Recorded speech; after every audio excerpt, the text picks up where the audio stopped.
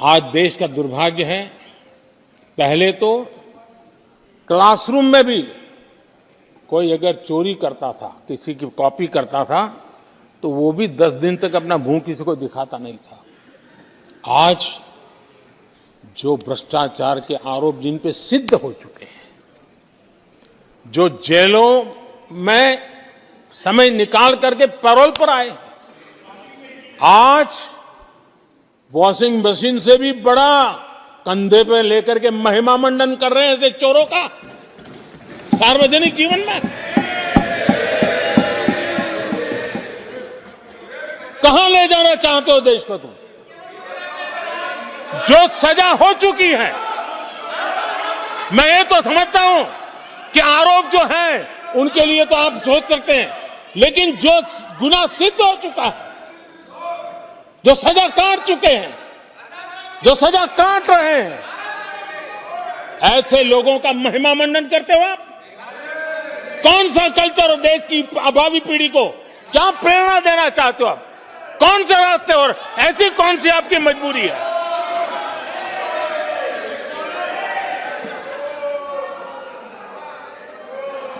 और ऐसे लोगों का महिमा मंडन किया जा रहा है, उनको महान बताया जा रहा है। जहां संविधान का राज है, जहां लोकतंत्र है, माननीय अध्यक्ष जी, ऐसी बातें लंबी नहीं चल सकती हैं। ये लोग लिख करके रखे हैं कि ये जो महिमा मंडन का काम चल रहा है उनका, वो अपने ही खात्मे की चिट्ठी पे सिग्नेचर कर रहे हैं लोग।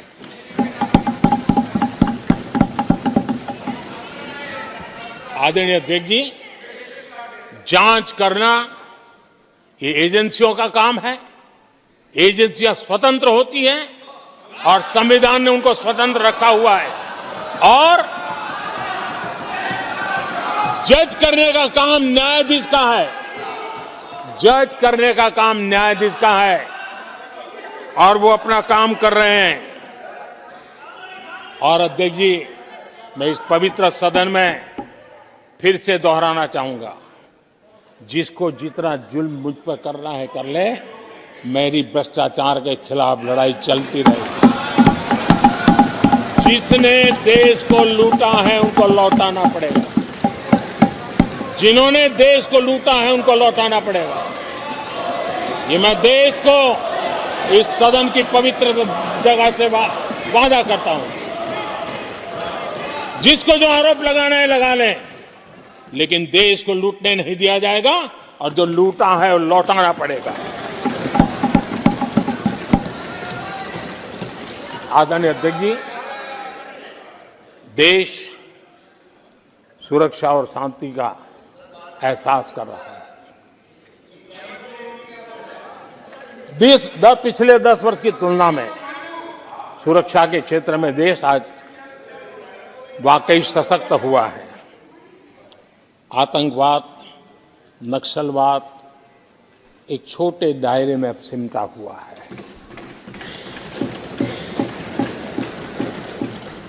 लेकिन भारत की जो टेररिज्म के प्रति जीरो टॉलरेंस नीति है, आज पूरे विश्व को भी भारत की इस नीति की तरफ चलने के लिए मजबूर होना पड़ा।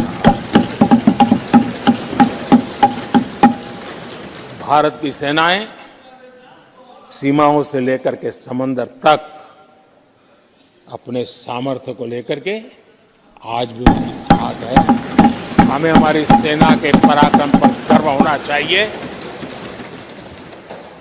हम कितना ही उनके मोरल तोड़ने की कोशिश करें, मुझे मेरी सेना पर भरोसा है। मैंने उनके सामर्थ्य को देखा है। कुछ राजनेता सेना के लिए हल्के फुल्के शब्द बोल दें, इससे मेरे देश की सेना डिमोरलाइज होगी। ये सपनों में कोई रहते तो निकल जाए। देश के मूड को वो खत्म नहीं कर सकते, और किसी के एजेंट बन करके इस प्रकार की भाषा अगर कहीं से भी उठती है, देश कभी स्वीकार नहीं कर सकता है।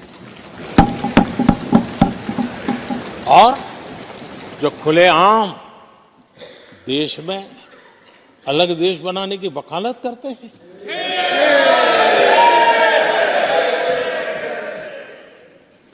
जोड़ने की बातें छोड़ो, तोड़ने की कोशिश करिए। यार आपके अंदर क्या पड़ा हुआ है?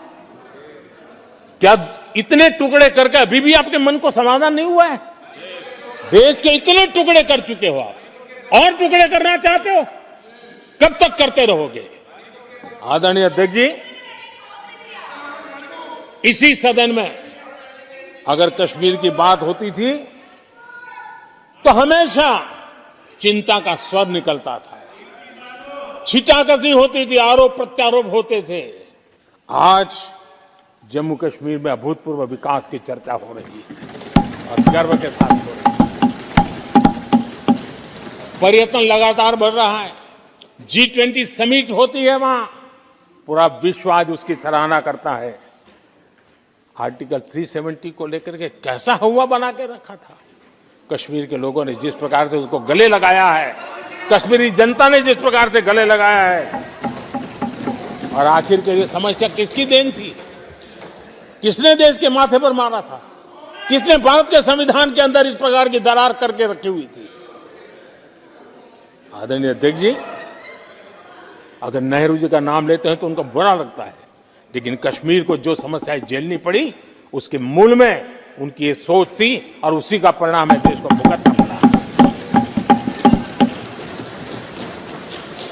जम्मू कश्मीर के लोगों को, देश के लोगों को नेहरू जी की गलतियों का बहुत बड़ी कीमत चुकानी पड़ी है। आदरणीय अध्यक्ष जी, वो भले गलतियां करके गए, लेकिन हम मुसीबतें झेल करके भी गलतियों सुधारने के लिए हमारी कोशिश जारी रखेंगे। हम रुकने वाले नहीं हैं। हम देश के लिए काम करने के लिए निकले हुए लोग हैं। हमारे लिए नेशन फर्स्ट है। आदरणीय अध्यक्ष जी, मैं सभी राजनीतिक दलों के नेताओं से आग्रह करूंगा, सभी माननीय सदस्यों से आग्रह करूंगा, भारत के जीवन में एक बहुत बड़ा अवसर आया है। वैश्विक परिवेश में भारत के लिए बड़ा अवसर आया है। एक नए आत्मविश्वास के साथ आगे बढ़ने का अवसर आया है। राजनीति अपनी जगह पे होती है, आरोप प्रत्यारोप अपनी जगह पर होता है, लेकिन देश से बढ़कर कुछ नहीं होता है। और इसलिए आइए मैं निमंत्रण देता हूं आपको, कंधे से कंधा मिलाकर के हम देश के निर्माण के लिए आगे बढ़े। राजनीति में किसी भी जगह पर रहते हुए भी राष्ट्र निर्माण में आगे बढ़ने में कोई रुकावट नहीं आती। अब इस राह को मत छोड़िए। मैं आपका साथ मांग रहा हूं, मां भारती के कल्याण के लिए साथ मांग रहा हूं। मैं विश्व के अंदर जो अवसर आया है उस अवसर को बुलाने के लिए आपका साथ मांगता हूं। मैं आपका सहयोग चाहता हूं 140 करोड़ देशवासियों की जिंदगी को और समृद्ध बनाने के लिए और सुखी बनाने के लिए। लेकिन अगर आप साथ नहीं दे सकते हैं और अगर आपका हाथ ईंटें फेंकने पर ही तुला हुआ है, तो आप लिख करके रखिए, आपकी हर ईंट को मैं विकसित भारत की नींव मजबूत करने के लिए लगाऊंगा। आपके हर पत्थर को मैं विकसित भारत के जो सपनों को लेकर के अब चले उसकी नींव मजबूत करने के लिए मैं लगाऊंगा और देश को हम उस समृद्धि की ओर लेके जाएंगे। जितने पत्थर उछाल लीजिए, आपका हर पत्थर भारत के समृद्ध, भारत के विकसित भारत के सपने को समृद्ध बनाने के लिए हर पत्थर को मैं काम में ले लूंगा। ये भी मैं आपको विश्वास दिलाता हूं। आदरणीय अध्यक्ष जी, मैं जानता हूं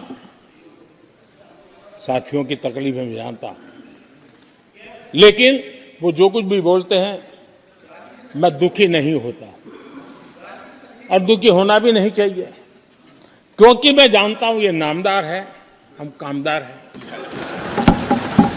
और हम कामदारों को तो नामदारों से सुनना ही पड़ता है जी। तो नामदार कुछ भी कहते रहें, कुछ भी कहने का उनको तो जन्मजात अधिकार मिले हुए हैं, और हम कामदारों को सुनना होता है। हम सुनते भी रहेंगे और देश को सहजते भी रहेंगे, देश को आगे बढ़ाते रहेंगे। आदरणीय अध्यक्ष जी, आपने मुझे इस पवित्र सदन में आदरणीय राष्ट्रपति जी के उद्बोधन को समर्थन करने के लिए बोलने का अवसर दिया। मैं आदरणीय राष्ट्रपति जी के उद्बोधन को समर्थन देते हुए धन्यवाद प्रस्ताव पर आभार व्यक्त करते हुए मेरी वाणी को विराम देता हूं।